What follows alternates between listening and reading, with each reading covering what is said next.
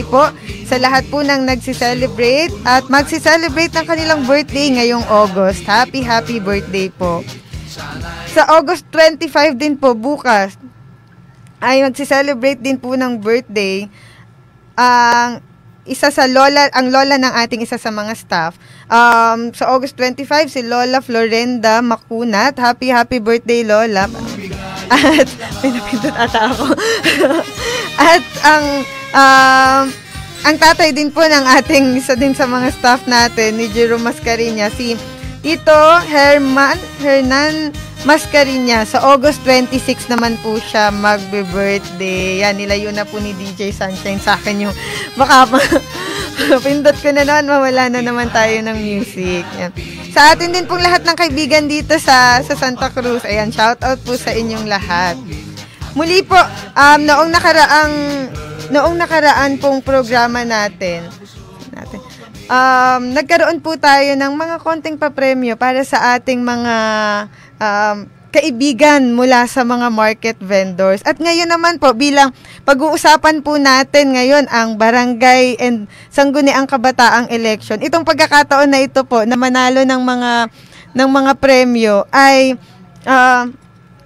ang bibigyan naman po natin ng pagkakataon ngayon ay ang mga barangay officials at naglilingkod sa mga barangay. Ayan. Kaya ngayon po, lahat po dahil nabanggit ko nga po kanina, dahil nalalapit na ang eleksyon, ayan, pipili po tayo sa ating mga taga-subaybay, sa lahat ng nakikinig, yung magla-like, mag-share at magko-comment sa ating mga live na barangay officials. Pipili po tayo sa lahat ng yun at magre-raffle po tayo doon kung sino ang makakatanggap ng munting papremyo mula sa ating Vice Governor. Ito po ang mechanics.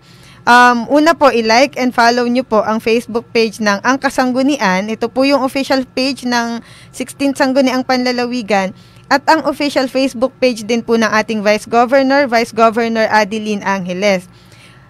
Pangalawa po, sa mechanics ay i-share ninyo ang live video ng The Vice Governor's Hour, ang Kasanggunian Ngani.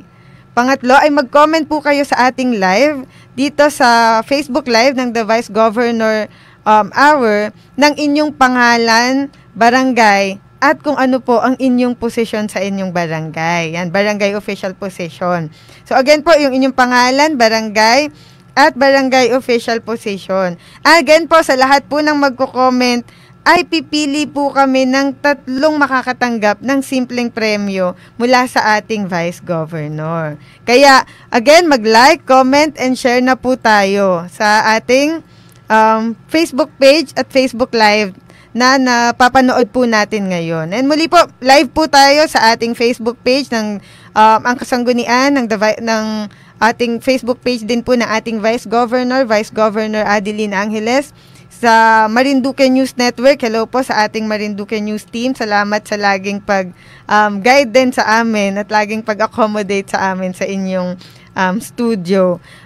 Sunod naman po, dahil again po nabanggit ko nga po sa inyo na nalalapit na po ang barangay at Sangguniang Kabataang Election, ay meron lang po kaming ipapanood din sa inyo ng mga infomercials para mag-guide din po tayo sa nalalapit na election. Ayan po, DJ Shine.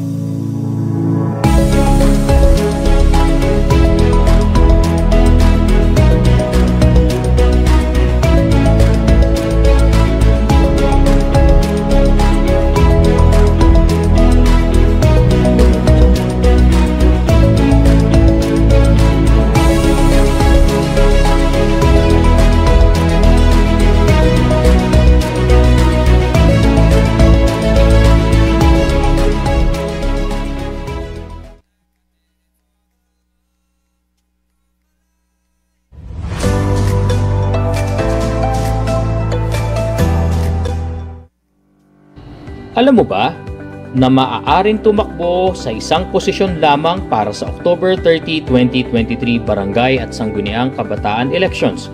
Maghain lamang ng isang Certificate of Candidacy para dito at 3 kopya ng COC ang dapat i-file para sa iyong pagtakbo. 6 na araw lamang ang filing ng COC mula August 28 hanggang September 2, 2023, alas 8 ng umaga hanggang alas 5 ng hapon sa opisina ng election officer na nakakasakop sa barangay kung saan nais mahalal.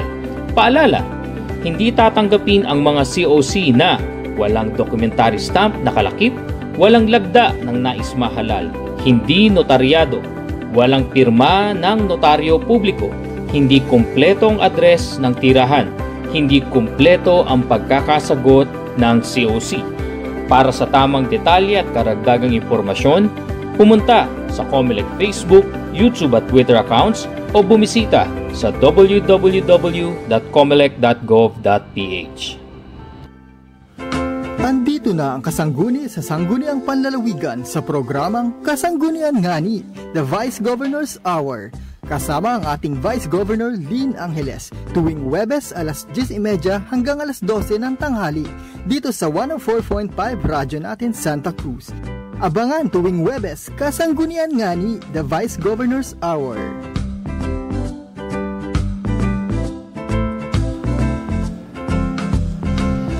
Good morning sa lahat ng ating mga kababayan na sumusubaybay dito pa sa ating programa, The Vice Governor's Hour, Kasanggunian Ngani. Present po ako ha. Ito po ang inyong Vice Gobernador dito sa lalawigan ng Marinduque, Vice Governor Lynn Angeles. Huli man daw at magaling ay huli pa rin. Pero pasensya na ho sa ating mga taga-subaybay. Medyo late ho ako na nakapag on air at salamat Ma'am Kat for taking charge. And DJ Shine at gayon din ho, mamaya ay ang ating panauhin ay ibibigay ko po sa inyo. Ako po kasi ay galing pa directly from the Transportation Summit na ginaganap dyan sa bayan ng Buwak.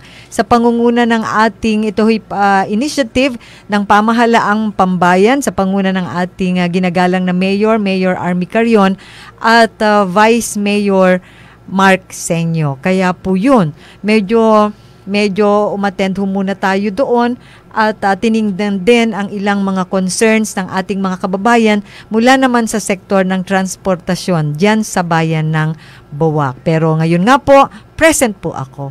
So, magkukwentuhan po tayo at salamat Ma'am Kat, ang atin isa sa inaasahan sa Office of the Vice Governor, ang atin Executive Assistant, pero narinig ko ang iyong pagbati while monitoring the program habang nagta-travel po tayo. So si Tita Endang, ang lola ng ating isa sa mga inaasahan na staff, and at the same time tinuturing din nating kamag-anak dito ho August 25, Tita Endang, inuulit ko. At si Ma'am Grace Morera ay nagdiwang din ng birthday nung sa August 22 naman ito. At si Ma'am Lucy Malabana diyan din sa bayan ng Mugpog ay nagdiriwang naman ng birthday August 25. At siyempre batiin ko ulit, bagamat binati na rin ang atin hong kapatid na Bokal Buchi Rosales, ang chairperson, president ng Provincial Federation ng Sangguniang Kabataan dito sa Marinduque at umuupo ring bokal ng lalawigan.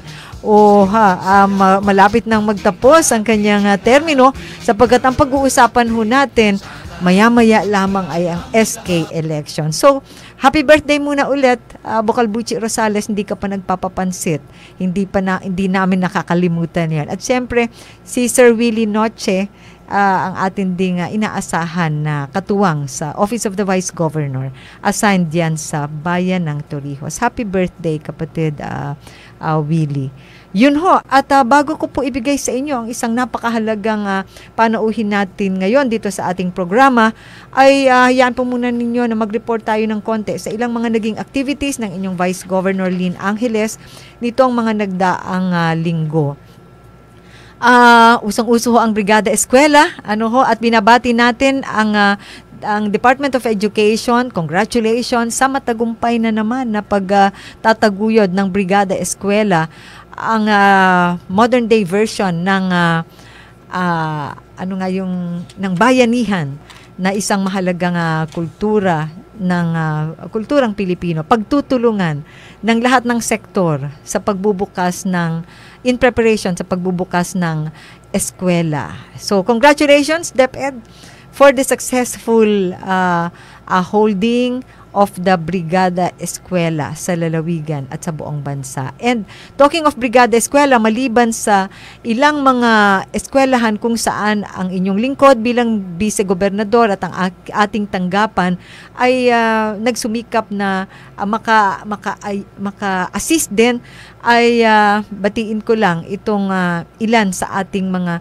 nadaluhan. Ang Tapuya National High School, salamat po sa inyong mga parangal, sa mga nagiging epektibong katuwang ng inyong eskwelahan. At binabati ko lang, Ma'am Kat, ang Tapuya National High School, I believe, is very, very lucky to have their new principal, si Ma'am Vito. Although siya ay transferred from Manila, at syempre maraming mga bagong programa na pwede niyang i-contribute. And natutuwa ako, nasa Tapuya National High School siya.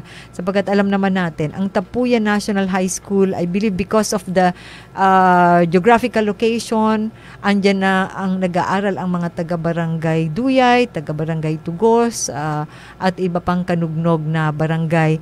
At alam naman natin ang espesyal na pangangailangan ng area na yan. Kaya ako'y natutuwa, isang magaling na principal ang tumitimon ngayon sa Tapuyan National High School. Looking forward for more partnership with you, Ma'am Vito, and mga katuwang dyan sa Tapuyan National High School.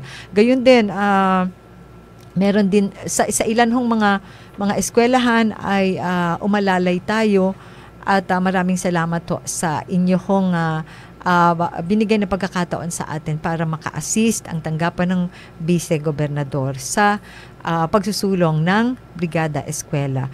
And natutuwa rin ako, Miss Kat, tayo ay dumalo sa gift giving ng Nicanor Orencio Memorial Foundation, kung saan ay nagbigay din tayo ng konting pag-alalay. But the gift giving was initiated by this foundation na pamilya ng ating kapatid naman sa Philippine Red Cross, si Ma'am Weng Orencio Bishop. So hindi po siya bishop lang ho ang kanyang apelyido na ngayon. At namigay ng mga school supplies sa ilang mga piling estudyante diyan sa Barangay Banot at Barangay Tres sa Bayan ng Gasan. Yung pong mga medyo nangangailangan talaga. And ako'y natutuwa to be given the opportunity to be with them also and be able to share also what I and in my official and personal capacity could assist. So, congratulations, Nicanor Orencio Memorial Foundation, for the successful gift-giving activity sa ilang mga nangangailangan nating mga kabataan. Yun. And noong August 19 ay naganap ang 414th founding anniversary naman ng pagkakatatag ng Bayan ng Gasan. Kaya muli po ay kinocongratulate natin ang lahat ng mga namumuno sa Bayan ng Gasan at lahat ng mamamayan ng Gasan, headed by, syempre, our very energetic and full of wisdom na Mayor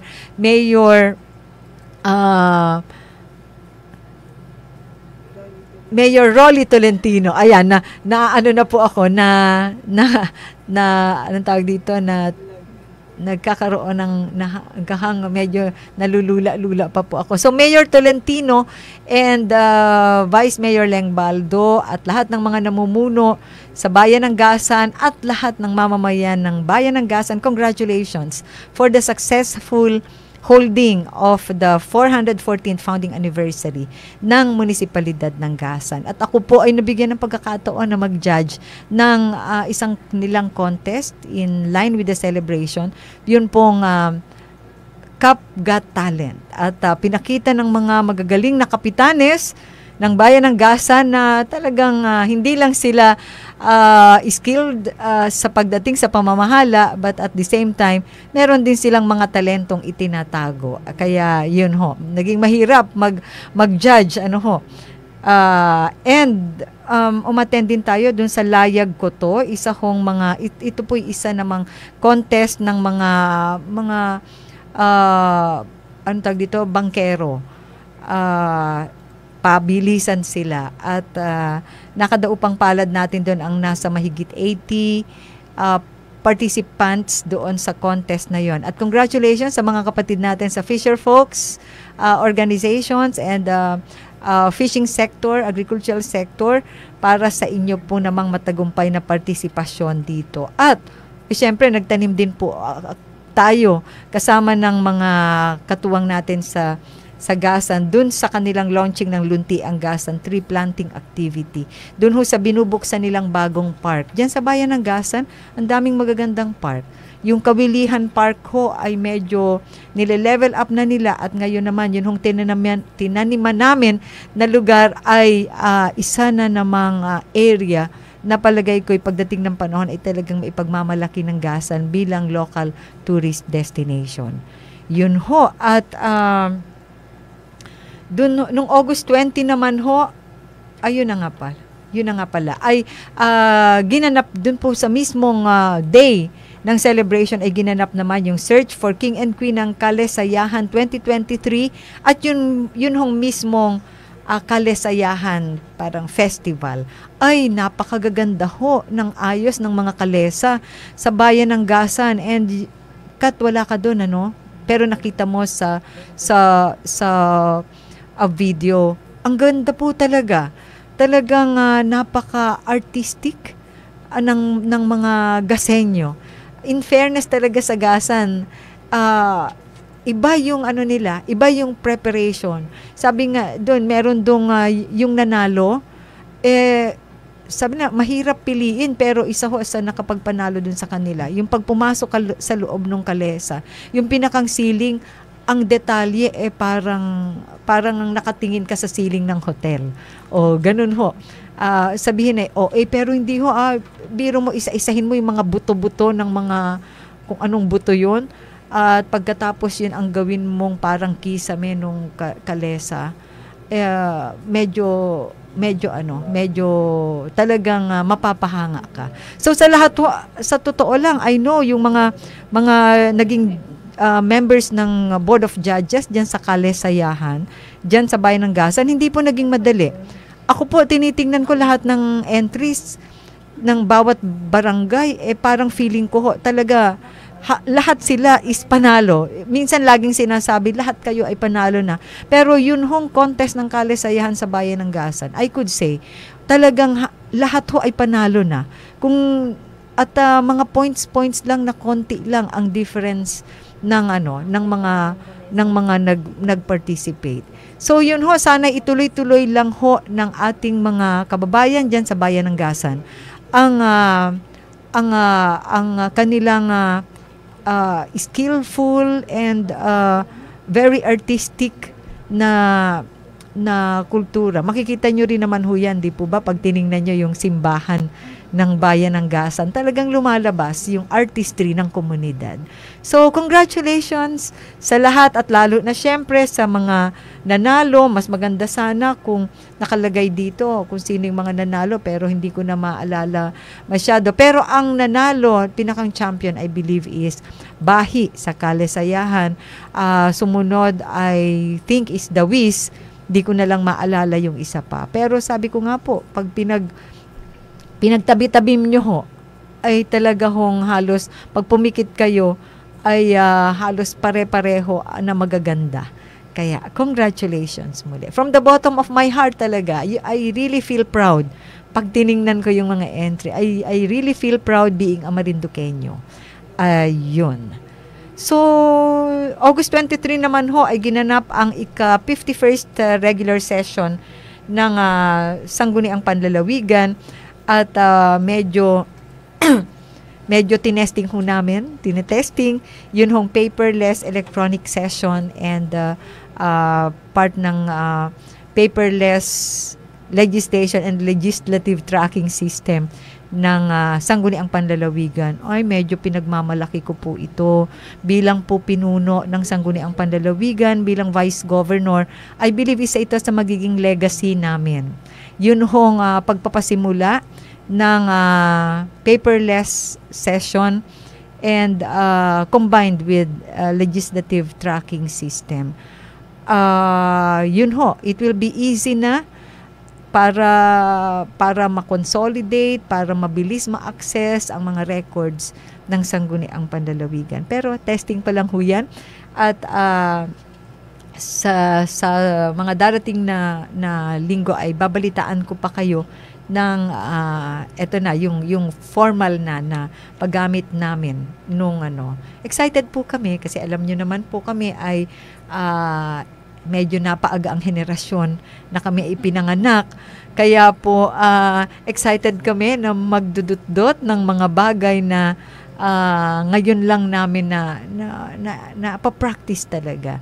At kami mismo talaga yung gagalaw doon. Hindi kagaya ng ibang bagay na minsan madaling iutos sa aming mga staff ay this time it will be us. Kasi may mga bagay ho doon na tanging kami lang ang dapat mag-control. So regulated din po kasi yung access and use pagdating syempre sa session. Pero yun, kukwentuhan ko pa po kayo. Kasi as far as we know, in the entire Mimaropa,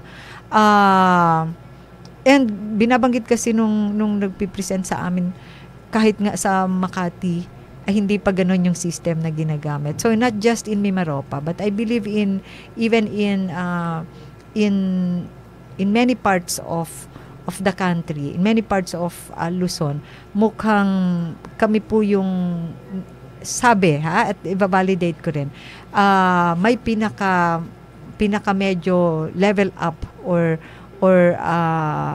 yung mas pinaka modernized na system pagdating po doon sa amin hong gagamitin na system. Yan ho. At sa session naman ho, ay bumalik ata ako. Ako ho, alam niyo po, sa dami ng ating ginagawa, minsan hindi, before that, yung session, yung pinag-usapan namin nung session, isa ho sa highlight ng session namin kahapon, ayun hong nagpasa po kami ng isang resolution na naka-address sa PAGCOR, sapagkat ang PAGCOR ho ay hinihinga natin ng oxygen power plant para sa 3 hospital natin dito sa Lalawigan. Pero subsequently ay nagsulat ang ating governor na mukhang dadagdagan ng PAGCOR ang ibibigay sa ating lalawigan. Sasamahan na ng nasaan ba 'yon? Yung CT scan, MRI, yung blood equipment, nasaan na ba 'yon? Medyo marami-rami po 'yun. Marami-raming equipment na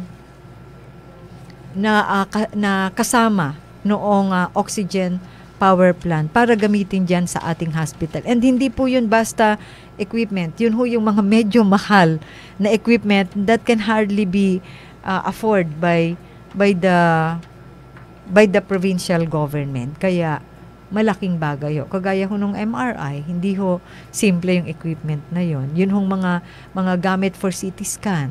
Hindi ho, medyo mahal-mahal ho yun. Kaya thank you talaga, and we are very confident na yun hong resolution namin ay, shall I say, parang formality na lang, but we are very confident na it will be approved by PAGCOR, kasi meron akong mga advanced discussion naman ng ating governor with the chairman mismo ng PAGCOR. So in advance, gusto kong magpasalamat na sa PAGCOR.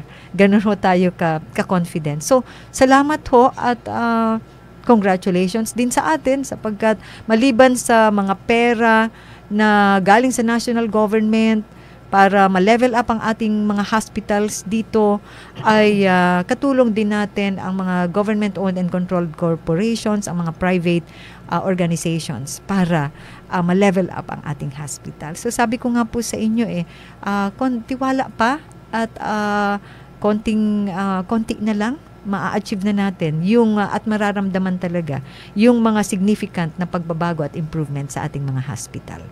Yun, at diretso na tayo siguro yung ibang mga resolutions, nasaan ba yun?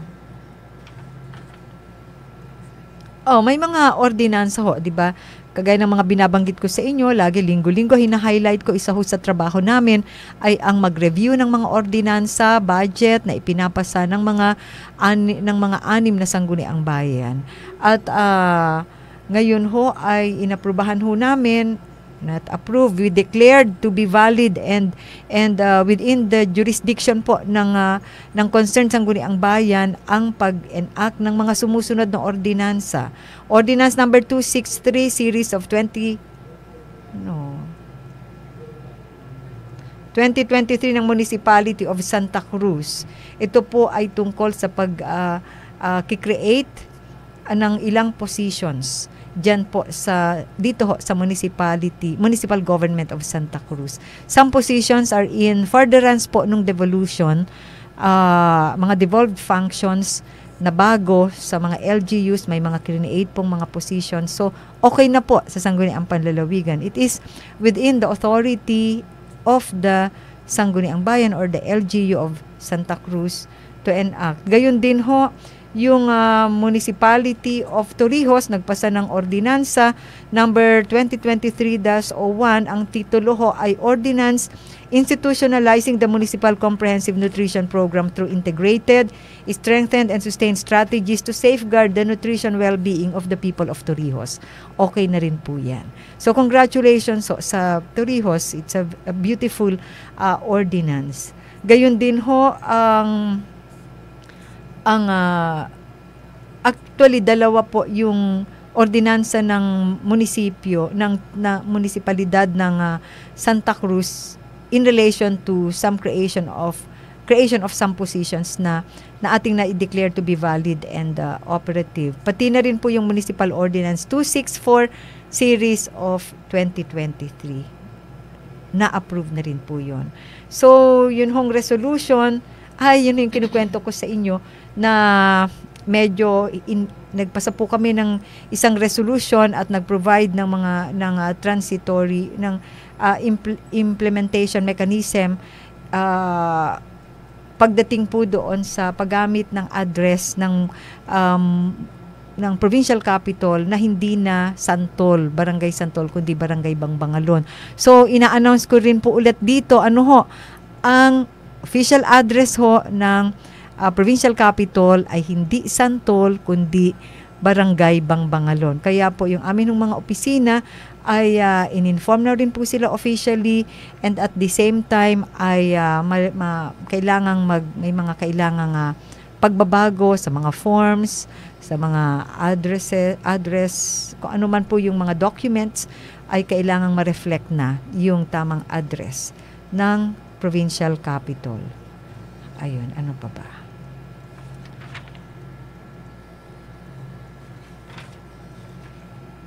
Yun.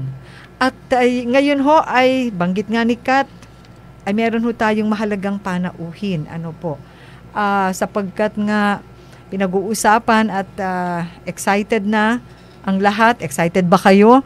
Baka naman kami lang ang excited sapagkat gaganapin ang election, ang barangay election kasama ang SK election sa darating na October.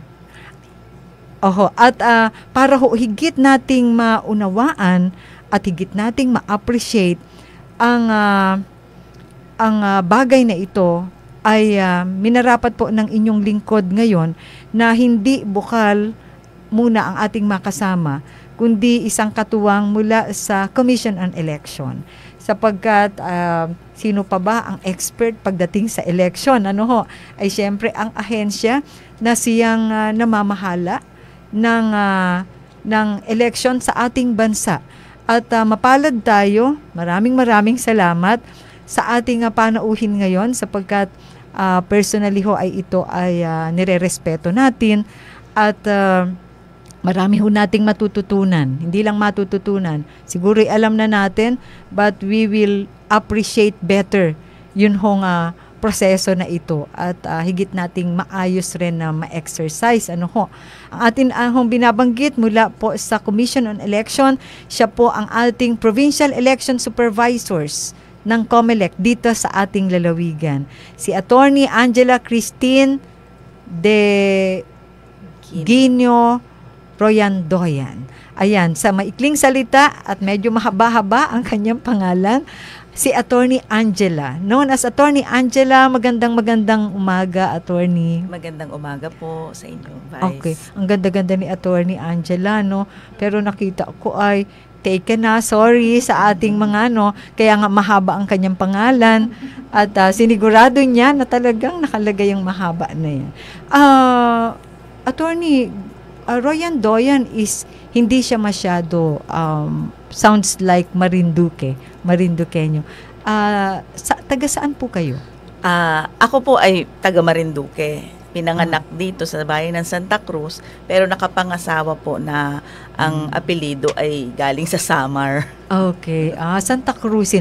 Batiin mo muna, Attorney Angela, ang ating mga kababayan na sumusubaybay sa ating programa. Opo. Magandang umaga po sa inyong lahat na nakikinig dito sa programa ng ating butihing Vice Governor at sa lahat ng tagapakinig sa buong Marinduque at sa buong Pilipinas na rin. Magandang umaga po sa inyong lahat. Okay.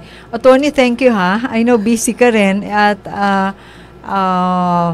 itong mga panahon na ito ang pinakaaligaga talaga ay ang Commission on Election. So sa mga first-time voters at lalo na sa mga younger nating mga tagapakinig,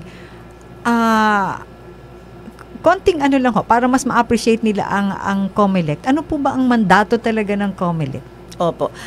Ito po para sa ating mga kabataan. Ang COMELEC po ay siyang ahensya ng gobyerno. Ito po ay Constitutional Commission.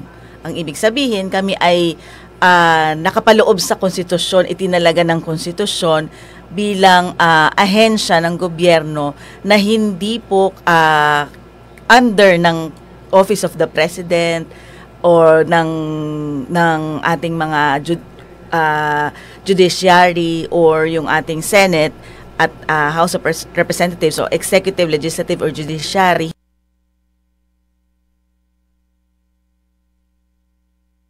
Hindi po kami paloob doon.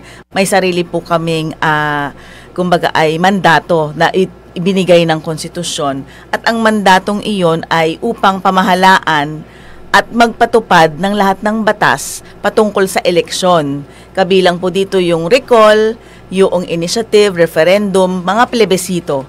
Ito pong lahat ay paloob sa aming mandato na ipinagkaloob ng konstitusyon natin.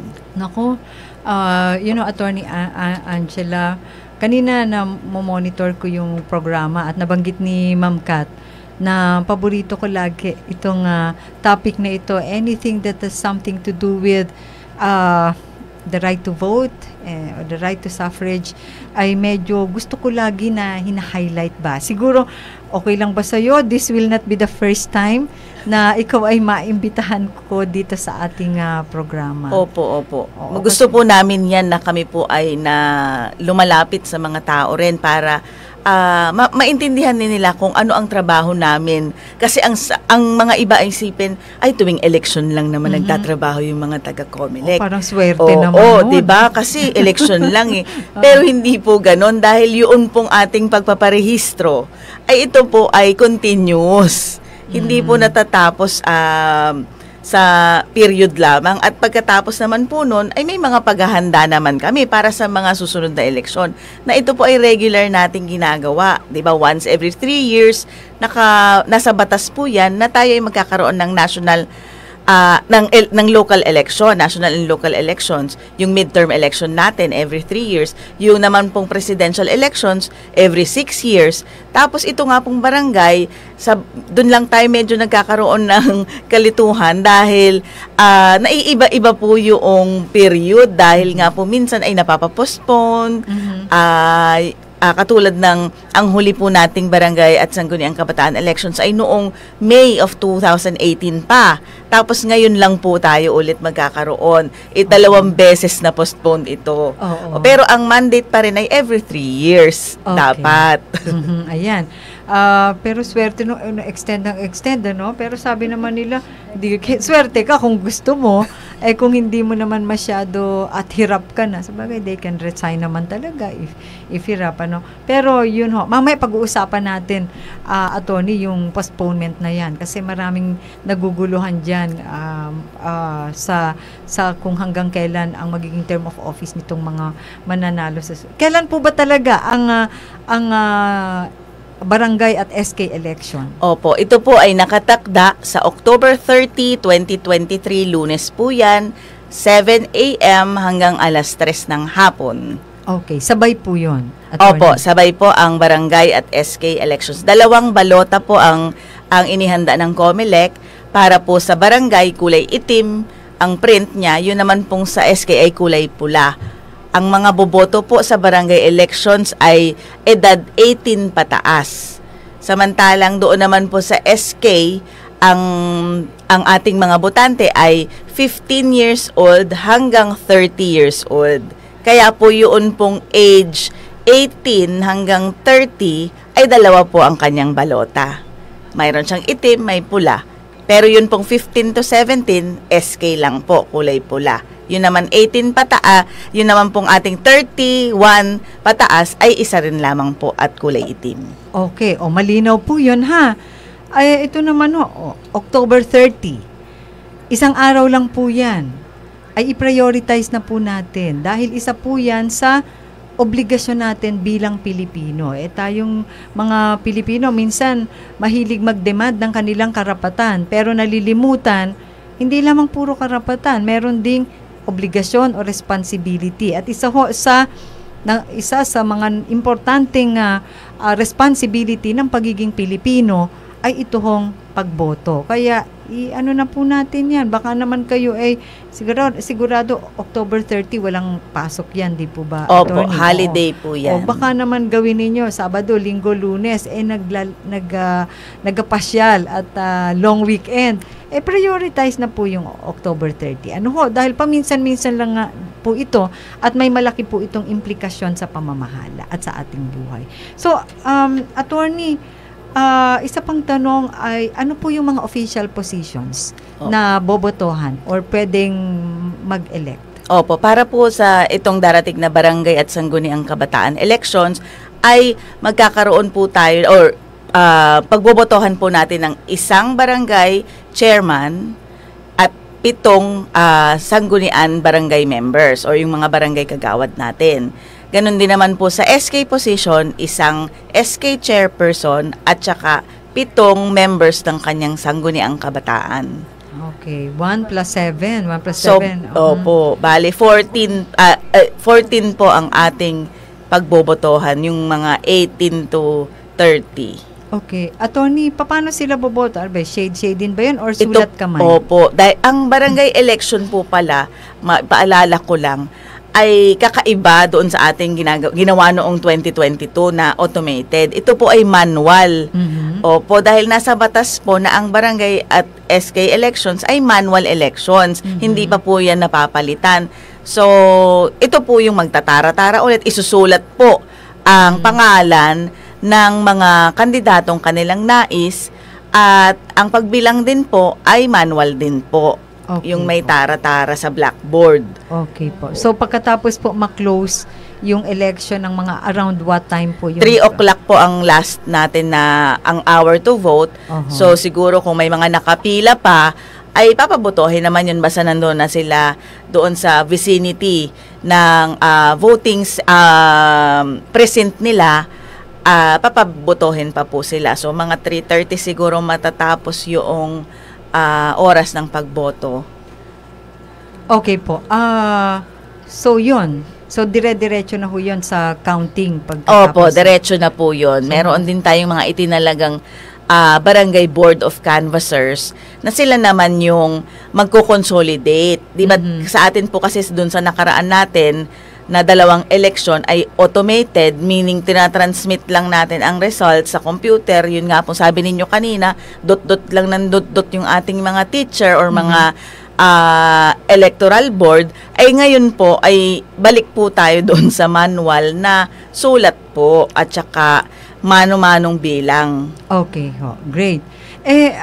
Attorney, yung mga kakandidato, kasi ngayon medyo nagpapakiramdaman, but at the same time lumalabas na yung mga totoong mga kakandidato. Ano ko ba yung mga requirements kapag gustong kumandidatong barangay chairman or barangay kagawad or SK chairman, SK kagawad? Opo. Sa atin pong mga barangay officials na gusto po nilang kumandidato bilang punong barangay or member ng sangguniang barangay, ay kinakailangan na sila po ay citizen ng ating bansa. Rehistradong botante sa barangay kung saan nais nilang tumakbo, at dapat ay residente rin sila noong nasabing barangay sa nakaraang 1 taon. Opo. Tapos, dapat po ay marunong bumasa at sumulat at saka 18 years old pataas. Okay. So, sa barangay po Sa barangay ito, po sa barangay yan. official. Opo. Sa SK naman? Sa SK naman po, medyo dumami yung ating mga qualifications dyan dahil noong nagkaroon po tayo ng SK Reform Act noong 2015, medyo nabago po yung ating mga qualifications. So, dapat po sila ay citizen pa rin ng Pilipinas, qualified voter ng Katipunan ng Kabataan. Kasi may dalawang listahan po ang COMELEC. Yun pong listahan ng regular voters at yung listahan ng mga SK. So, dapat po sila ay nakalista doon. Residente rin ng barangay kung saan nais nilang tumakbo. At dapat po sila ay 18 years old but not more than 24 years old on the day of the elections. Opo, marunong bumasa at sumulat ng Tagalog, English, or local dialect.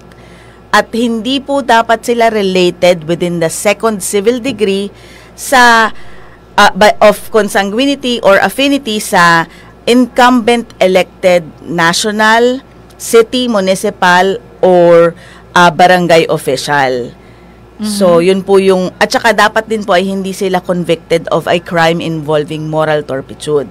Pag sinabi, attorney, na not related within second civil or second degree by affinity or ano pong ibig sabihin yan? Opo, ang ibig sabihin po, di ba meron po tayo, halimbawa ako po ang kandidato. Ang unang bilang po yung pataas. Halimbawa, yung aking nanay, 1 yon. Dahil kami ay magkadugo, related. So, 1 degree yon. Kung ang nanay ko ay incumbent, hindi ako pwedeng tumakbo. Ang pangalawa doon, pataas ulit, lolo, lola. So, yun yung hanggang doon po. Incumbent official. Opo. Ng national, local, or barangay po. Official. So, ibig sabihin, hindi pwede pag, anong tawag dito? Sino po yung mga considered official? Opo, elected officials po. Okay. Opo. Incumbent elected officials. Okay. So, kung halimbawa po, kapatid ko ay konsehal ng bayan, hindi po ba ako pwedeng kumandidato na? Opo, hindi po. Kasama po siya sa second. Dahil yun naman ay, ang relasyon ay nanay, pababa ulit. Dahil yun yung second ay kapatid. Okay po. So, yung second degree ho, hanggang pinsan po yan, di po ba? Ang pinsan po ay hindi po. Third na po ang pinsan. Third na pala ang pinsan nga. Ano? Opo. 1, 2, 3, Opo. 4. Oh. Okay. Biglang, okay. Sige, medyo medyo palagay ko ay nalinawan ang ating mga kababayan at ang inyong lingkod ay na-remind din sa ibang bagay. Opo. At maidagdag ko lang, Vice, yung question ng asawa. Pero sa SK lang SK lang po ito, pero opo. Sa barangay wala pong ganong qualification. Okay. Sa SK lang po ito. Kung ang bata, kaya nga po kasi, ito po yung anti-dynasty, political dynasty provision na idinagdag doon sa SK Reform Act. Opo. Okay. Okay. So,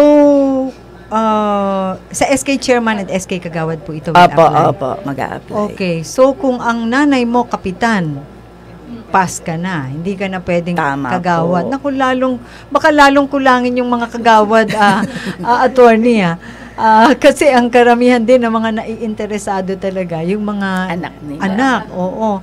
Ang mabigat, kapag kinulang na naman, ano kaya to? Hindi magkulangin yung 7 na naman nakagawad. Yun nga po ang medyo challenge sa atin ngayon.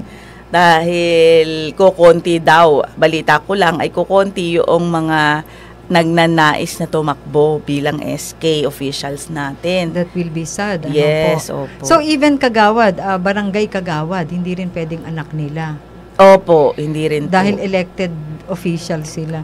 Medyo mabigat ata to pero yun ang nasa batas at tingnan natin kung ano naman to. Baka naman yung fear natin ay it's only in our mind.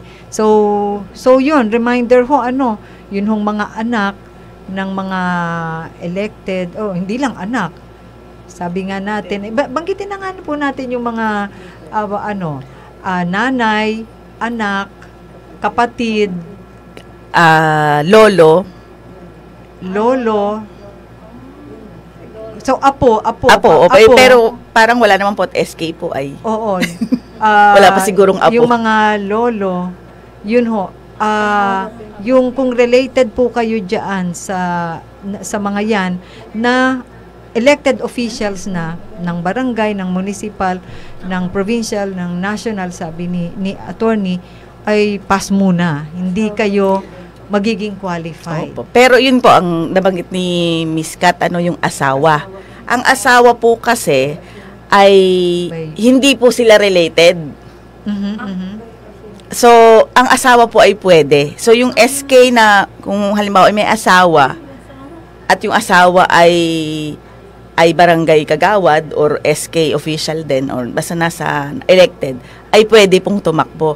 Dahil ang sa batas po ay ang asawa ay one and the same daw kayo.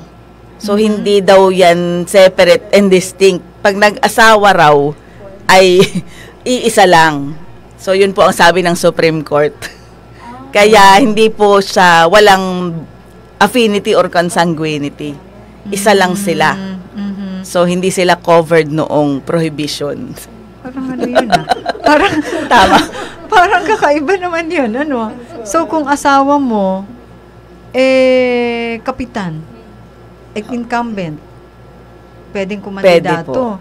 Yung asawa, parang makulay yung na yan. But anyway, yun ho ang interpretasyon at yun ho ang sabi ng Supreme Court. Tama po, may Supreme Court case po. Wala Susunod tayo niyan.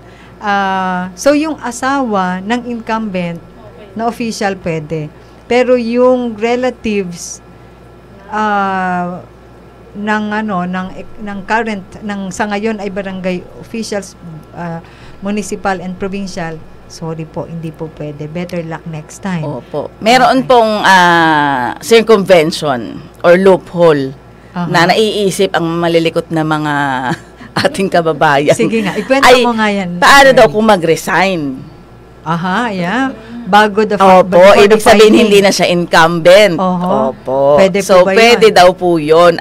Meron naman din pong inisyong opinion ang DILG tungkol dyan. Basta daw po, tinanggap or accepted ng DILG yung kanyang resignation before the filing. Okay. Ayan. So, yung mga last termer, siguro baka pwede na. Hindi po naman kayo tinuturuan ni attorney kinukwento lang ho ni attorney yung naiisip po ng iba. So, marami po kasi nagtatanong, paano daw kung mag-resign sila? Oo. Yun po, nag-issue na rin naman po ng legal opinion ang ating DILG tungkol dyan. That it may be allowed. Ayun ho. Isa ho sa possibility. Ano ho. Yun, maganda itong kwentuhan natin, attorney, na ito. Yun hong, kapag ikaw ay, kailan po ba ang filing talaga? Opo. Ito po, sa Lunes na po ang ating filing period. August 28 hanggang September 2, mula 8 o'clock ng umaga hanggang 5 p.m. po. Sa lahat po ng opisina ng COMELEC sa bawat munisipyo, maliban na lamang po sa bayan ng Santa Cruz na nag-request po sila ng mas malaki-laking venue. So sa Municipal Gymnasium po gaganapin yung kanilang filing ng COC. Okay. So yun. So you have simula sa Lunes hanggang September 2, Sabado po. September 2 to file your certificate of candidacy. Pero kung kayo magfa-file ho, dapat ngayon pa, ay sa bagay, ngayon pa lang, nire-ready na ho ninyo. Wag na intayin yung malapit-lapit na, kahit pa kayo medyo undecided, ready na kaagad. Kasi kailangan pang inotaryo, di ba? Tama po. Attorney? Pero, ano ba yon? Talaga bang abogado lang ang pwedeng magnotaryo or kinikilala ng COMELEC ang ilang officers? Opo. Ang lahat po ng mga public officials na authorized to administer oath, tulad ng mga mayor, yung ating pwede po. Okay. Pwede pong mag-oath sila doon. So, yun hong iba na nagkuproblema na magbabayad pa sa notaryo publiko, na abogado, o kaya ay kung pupunta naman sa mga libre na ahensya magta-travel pa ng malayo-layo, ay pwede rin ho kayong bumisita sa sabi ni attorney. Halimbawa, ang municipal mayor ay authorized din ho na mag-administer ng oath. Maliban po sa mayor, sino pa po ba? Pao po, pwede po. Okay. So yung mga attorney po natin sa Public Attorney's Office ay pwede nyo hong hinga ng tulong. Ayun nga lang ho, sigura wag nyo namang intayin na magsabay-sabay pa kayo kasi kawawa rin naman yung ating mga kapatid ho sa Public Attorney's Office na maaaligaga ho sa notaryo ng inyong mga dokumento pag-iintayin pa po ninyo ang deadline. Yun, attorney, pag halimbawa nakapag-file na ng COC, meron bang mga regulations pwedeng gawin ang isang kandidato na? Kasi pag nag-file na po kayo ng COC, kandidato na po kayo, di po ba? Tama po, tama kayo dyan, Vice. Iyan nga po yung nag-a-attach na yung mga prohibitions, tulad ng especially yung premature campaigning. Dahil nag-issue na po ang COMELEC na the minute na nag-file ka ng iyong certificate of candidacy, ay ikaw ay considered na kandidato na. Oo, kaya hindi ka yung mga prohibitions at election offenses will attach to you as a candidate. Oo. Tapos ang atin pong campaign period kasi ay nakaset pa sa September 19. Opo. So September 19 hanggang kailan hanggang po ang September 30 lamang po ito. Teka. I-clarify ko ulit. Sandali, Vice. So, tandaan po ninyo ha, Lunes hanggang September 2, pwede na po kayong mag-file. October 19 to 28 pala. Sorry po. Ang atin pong campaign period ay simula October 19 to 28 pa. Okay. So, 10 days lamang po yan. So, pag nag-file po ng Certificate of Candidacy, simula August 28 hanggang September 2, bawal pa pong mangampanya. Yung period ng September 3 hanggang October 18. So, bawal. Opo. Pwede lang mangampanya October 19 to 28. Pero, attorney, pag ba sinabing pangampanya, ano ba yung considered as campaigning?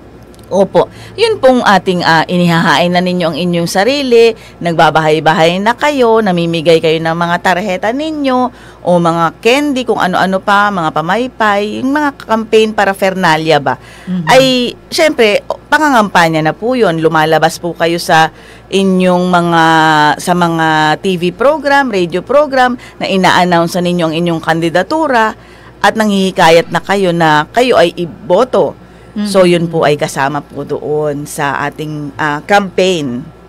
So kapag Yung mga Facebook posts po, kasama Okay. rin po yan. Okay. So, ingat-ingat na ho. In short, ang paalala ho ni Attorney Angela sa atin, once nag-file na kayo ng inyong kandidatura, simula Lunes hanggang sa September 2, ingat na po kayo sa inyong mga pagkilos. So, yung mga baka mamaya, pagka-file ng COC ninyo, kinagabihan, bigla kayong nagpa-meeting. At pagkatapos nagpainom na, at pagkatapos nangangampanya na, ako'y lumaban, tulungan ninyo ako.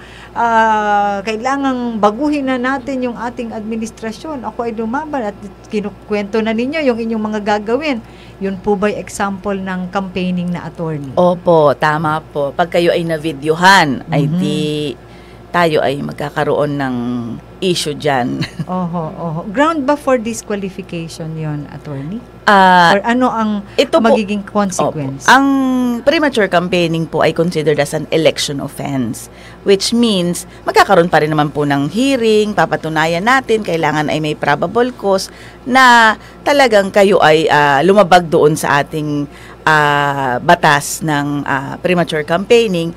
At kung kayo mapatunayan na kayo po ay lumabag, ay doon po mag-a-attach yung mga penalties ng election offense, which is imprisonment of at least 1 to 6 years. At ang pinakamabigat po doon ay you will be stripped off of your right to hold a public office, elected or appointed, at yung inyong right to vote ay tatanggalin din po. Nako, medyo mabigat ho. Hindi ka lang pala madidisqualify. Medyo meron pang ibang penalties Tama po. na makaka-apekto dun po sa inyong civil at political rights. So be careful. Be careful sa ating mga kababayan.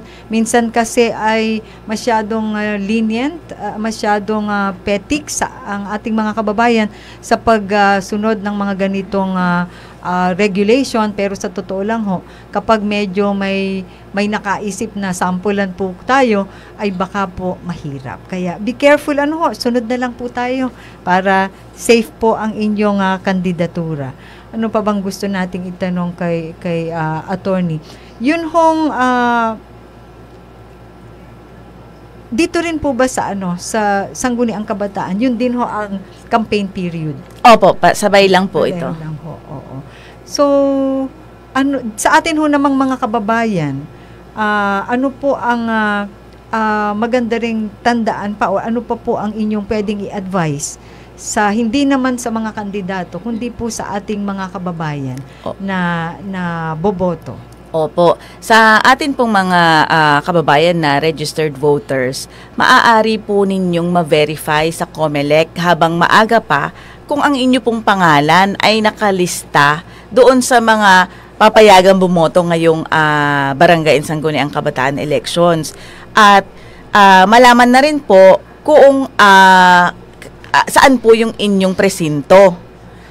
So, pwede po kayong pumunta sa ating mga local COMELEC offices ngayon habang maaga pa para ma-validate po ninyo yung inyong registration as a voter. Dahil mayroon pong iba sasabihin, bakit natanggal ang pangalan ko? O yun pala, hindi na siya bumoto ng 2 beses sa nakaraang eleksyon. Yun po ay ang failure to vote twice in the last preceding election ay tatanggalin po sa ating listahan. So, kinakailangan po magpa-reactivate. Pero kung hindi po ninyo ginawa, at ang huli po naming registration ay noong January.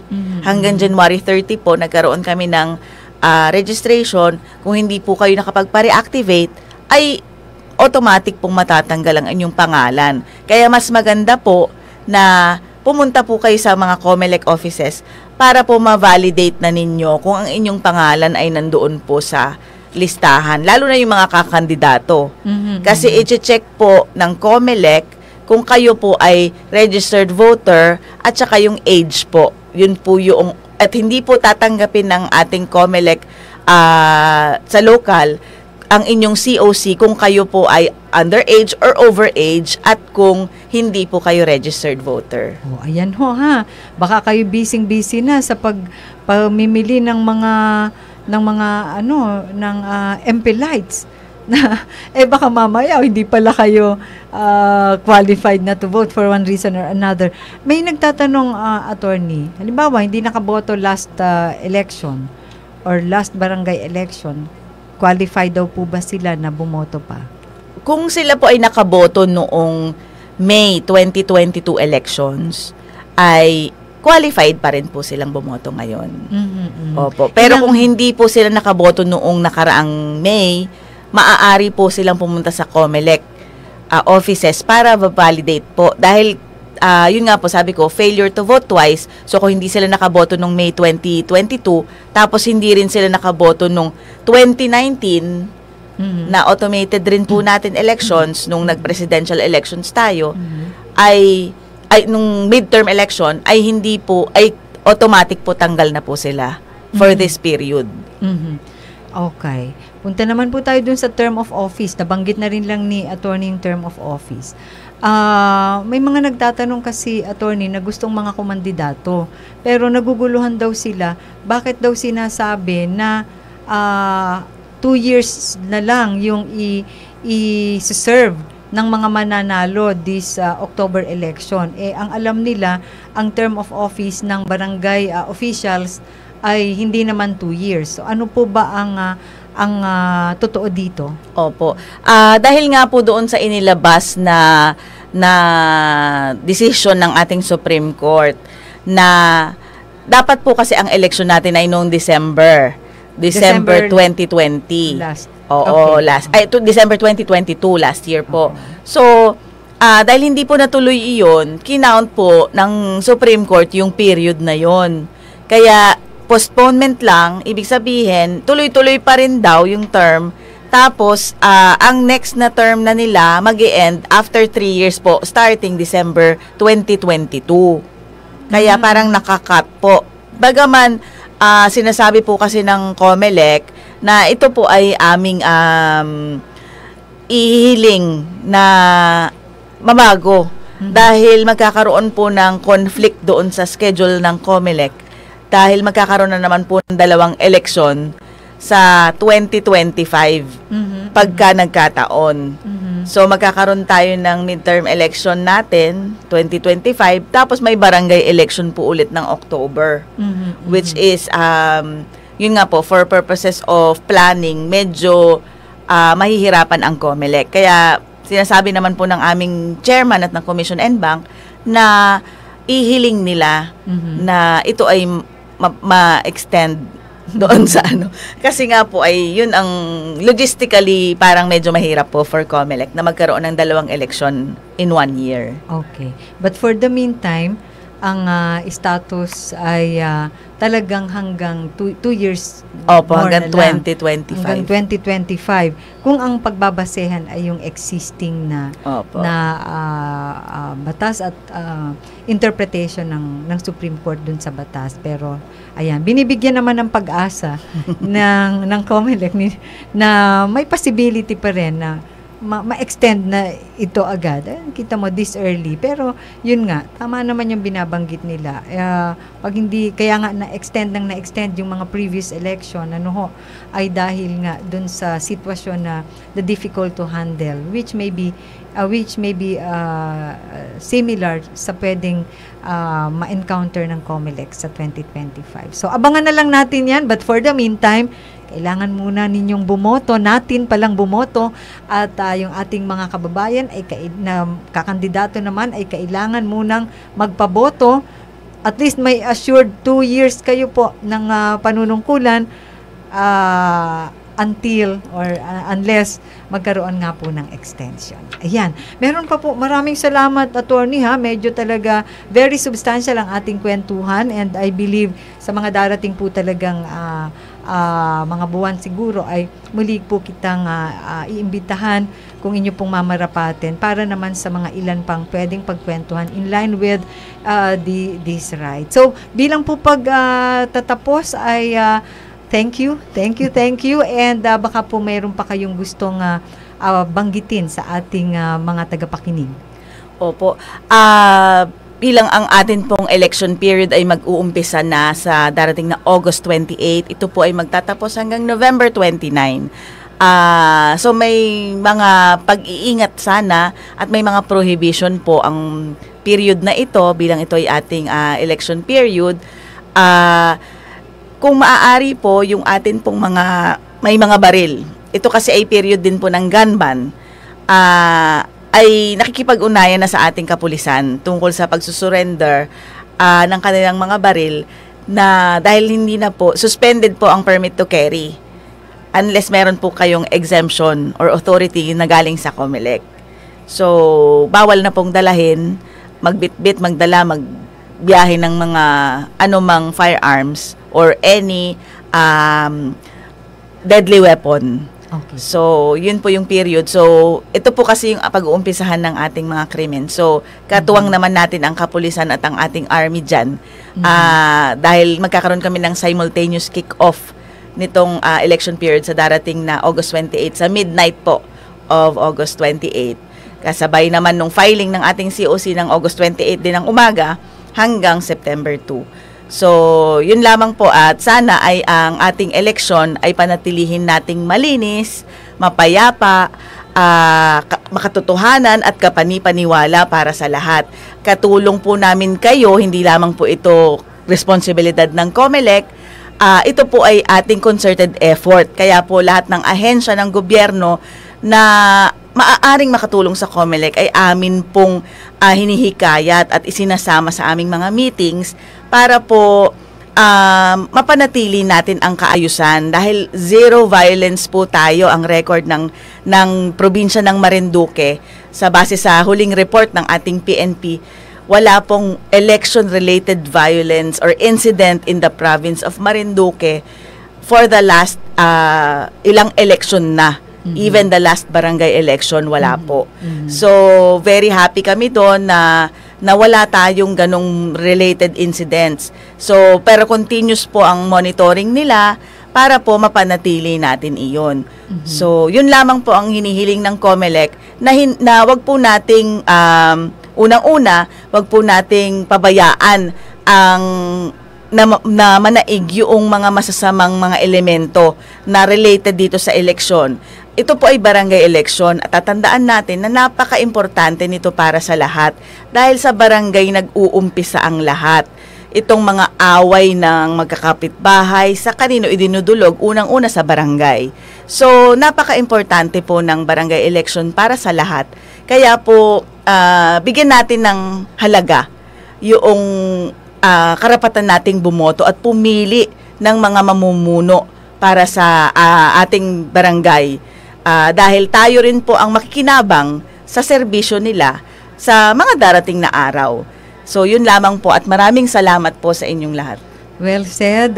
Maraming salamat, Attorney Angela, for those words of wisdom and reminders sa ating mga kababayan. And thank you again for being with us in our program. Sa atin ng mga kababayan, maraming salamat po sa inyo pong pagsama sa amin sa napakahalagang diskusyon na ito. At paalala lang ho, sinasamantala ko na sa lahat ng mga naglingkod at patuloy na naglilingkod sa kabarangayanan. Maraming salamat po for offering yourself sa pamamahala at sa service. Sa atin ho namang mga kababayan na magpa-file ng Certificate of Candidacy, marami pong salamat sa inyong intensyon na maging kaagapay sa paglilingkod. At sa lahat ng ating mga kababayan, please, gamitin ho natin ang tama ang karapatan ng pagboto. Sapagkat lagi kong binabanggit, ang karapatang ito ay pinagbuwisan ng sakripisyo at buhay ng mga nauna sa atin. Kaya gamitin po natin ang wasto, sabi ni Attorney, gamitin natin ang tama at gawin nating makahulugan ang ating pagiging Pilipino sa pamamagitan ng paggamit ng tama sa karapatang ito. Muli po, ito po ang inyong Vice Governor dito sa lalawigan ng Marinduque. Patuloy na nag-iimbita sa inyo. Samahan niyo po kaming lagi sa programang ito. Ang inyong kasangguni lagi, The Vice Governor's Hour, Kasanggunian Ngani. Hanggang sa susunod na linggo po.